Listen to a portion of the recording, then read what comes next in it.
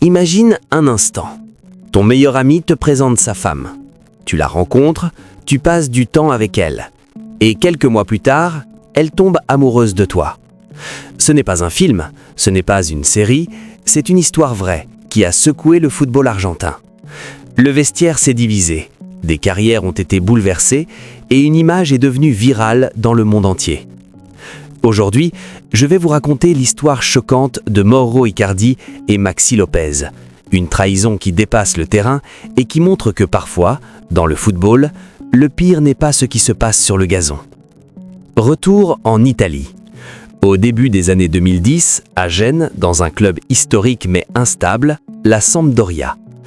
Le vestiaire est un mélange de profils, des joueurs d'expérience, habitués à la pression du haut niveau, et des jeunes talents, encore en construction, à la recherche de repères.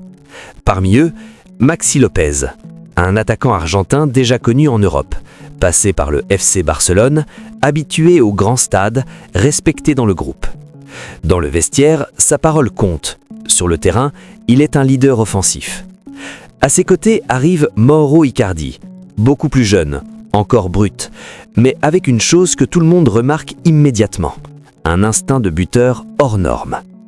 Icardi n'est pas encore une star. Il observe, il écoute, il apprend. Et naturellement, Maxi Lopez se rapproche de lui. Même nationalité, même poste, même culture du football argentin. Si tu aimes les histoires vraies du football que personne n'oublie, abonne-toi maintenant, tu vas adorer la suite. Maxi voit en Icardi un petit frère du vestiaire, un joueur à protéger, à guider, à conseiller. Il lui parle des défenseurs italiens, des pièges du championnat, de la vie hors du terrain. Peu à peu, une vraie relation se crée. Ils ne sont plus seulement coéquipiers. Ils mangent ensemble, ils passent du temps ensemble après l'entraînement. Les autres joueurs les voient comme un duo. À cette période, la confiance est totale, au point que Maxi n'hésite pas à ouvrir les portes de sa vie privée. Il invite Icardi chez lui. Il l'intègre à son cercle proche. Il le fait entrer dans son intimité. Dans le football, ce genre de confiance est rare. Et quand elle existe, c'est souvent parce qu'on ne s'attend jamais à ce qui va suivre. À cette époque, pour Maxi Lopez, Mauro Icardi n'est pas seulement un coéquipier. C'est quelqu'un de sûr, quelqu'un en qui il a confiance. Alors naturellement, Maxi fait ce que beaucoup de joueurs font avec ceux qu'ils considèrent comme des proches. Il les fait entrer dans sa vie personnelle. Un jour, il présente sa femme à Icardi, Wanda Nara. Rien d'étrange, rien de suspect. Ils se croisent lors de repas, lors de sorties, dans un cadre simple, presque familial. Maxi est à l'aise. Il ne surveille rien. Il ne se méfie de rien. À ce moment-là, personne n'imagine la moindre menace. Icardi est jeune, respectueux en apparence, toujours présent, toujours souriant. Petit à petit, les rencontres deviennent plus fréquentes. Ils se voient souvent, très souvent. Toujours sous couvert de normalité, toujours dans un climat où la confiance domine. Mais dans ce genre d'histoire, le basculement ne fait jamais de bruit. Il commence lentement, par des regards qui durent un peu plus longtemps, par des conversations privées, par une proximité qui dépasse peu à peu le cadre de l'amitié. Sans que personne ne s'en rende compte, une ligne invisible est franchie. Quelques mois passent, et dans l'ombre, à l'abri des regards, Mauro Icardi et Wanda Nara entament une relation secrète.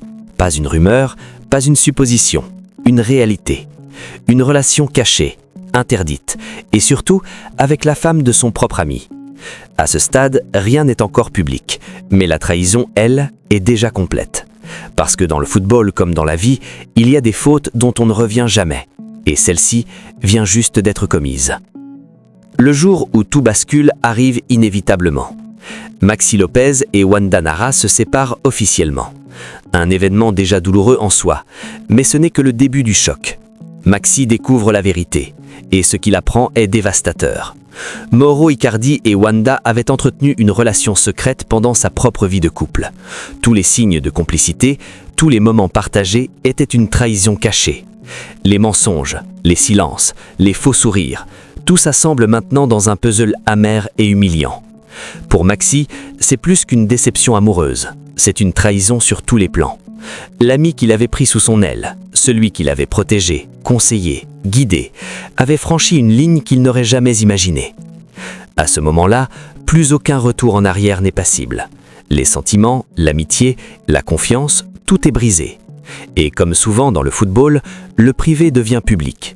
Les médias s'emparent de l'histoire. Les tabloïds argentins et italiens publient les détails. Les réseaux sociaux explosent.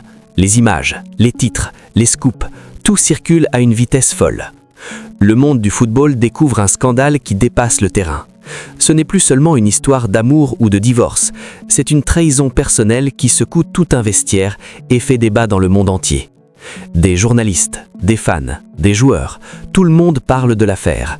Les regards changent, les alliances se dessinent et la carrière d'Icardi, qui semblait prometteuse, commence à subir les premières conséquences. Cette révélation marque un tournant.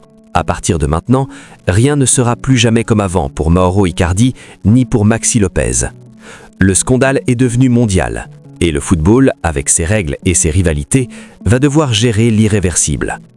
La trahison cesse d'être un secret et le choc devient public lors d'un match mémorable.